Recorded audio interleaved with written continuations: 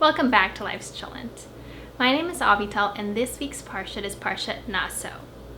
Parshat Nasso, it opens up with sort of delineating different tasks to the different families of Levites. We talked about last week how the Levites were broken up into different families depending on their sort of patrilineal line, and that in this week's Parsha, each one of them gets different tasks as it relates to the Mishkan, the tabernacle. So one might be responsible for putting up and taking down the walls, while the other one might be responsible for the courtyards. And so we get those different tasks.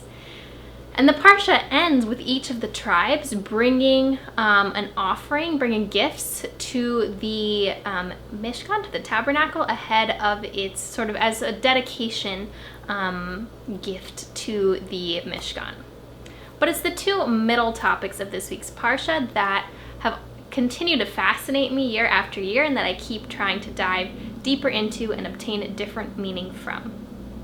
And those two topics would be first the Sota, the wife who is suspected of having committed adultery, and the second is of the Nazir, the Nazarite, the person, a man or woman, who commits to abstaining from wine, from cutting their hair, and from contaminating themselves by a dead person as a way of elevating themselves spiritually.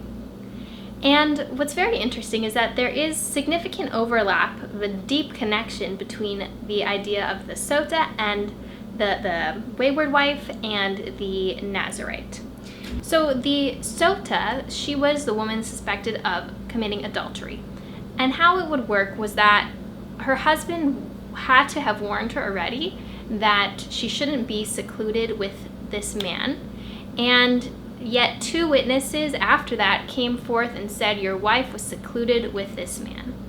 And because of that, he brings her to the Mishkan, and she has to go through this ordeal, as I've spoken about in years past. She has to go through this whole process of the husband brings an offering, the wife has to drink this bitter mixture that may cause her stomach to descend if she is guilty, but if she is innocent, nothing will happen to her, but she will be blessed to have a child after going through this process.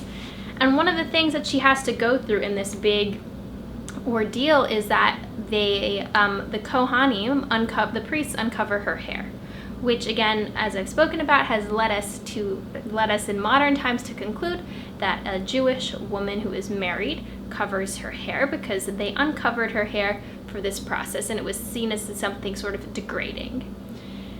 And a connection point for that, really, as it relates to the Nazir, is that, again, the commitment this man or woman took, in the Torah says that their hair should go wild, that they should let it grow to be uncut, untaken care of. It should just grow naturally.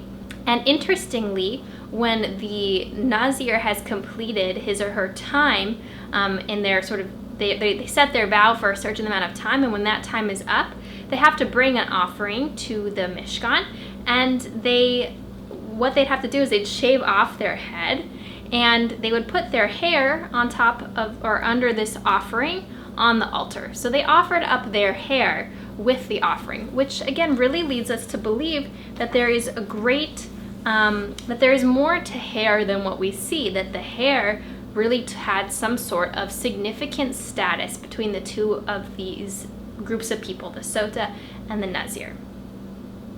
And what I think I came to conclude this year about the connection between them is that for both the Sota and the Nazir, their hair was a sign of their commitment.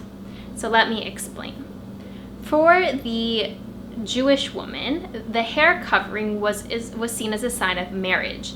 All of the married women at the time had their hair covered, and that was the unmarried women didn't. And so that was sort of a distinguishing factor, that it was a sign of their marriage. It was a symbol of their marriage, much like we have rings now, that the head covering symboled that she was a married woman.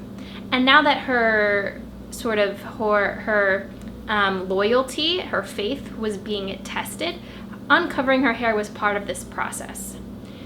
Now, for the Nazir, again, they let their hair grow wild and long and uncut and untaken care of, and that was the symbol of the physical symbol that represented their commitment to this vow to achieving this higher holy status.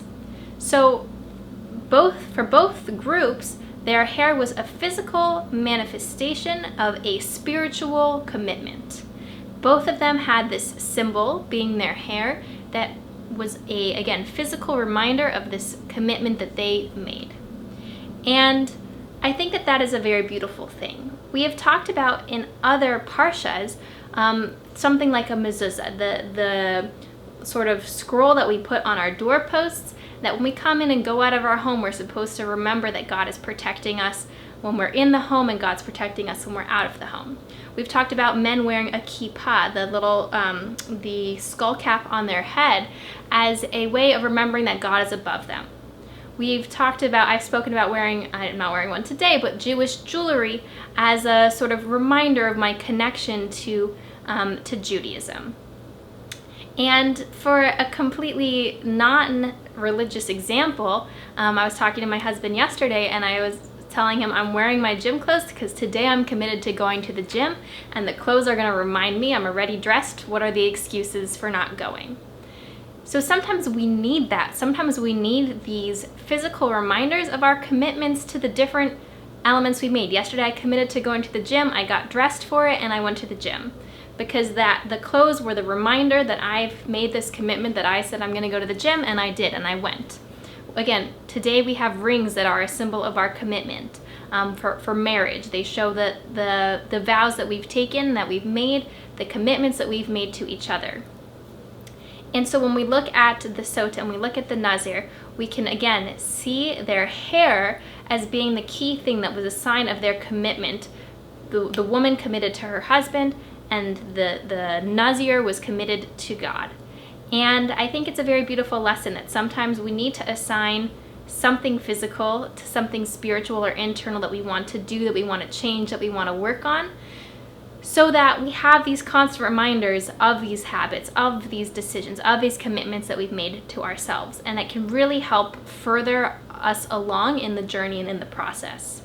And so I think that's a very beautiful lesson that we can learn from this week's Parsha. I wish you all a wonderful week and a Shabbat Shalom, and I look forward to speaking with you next time.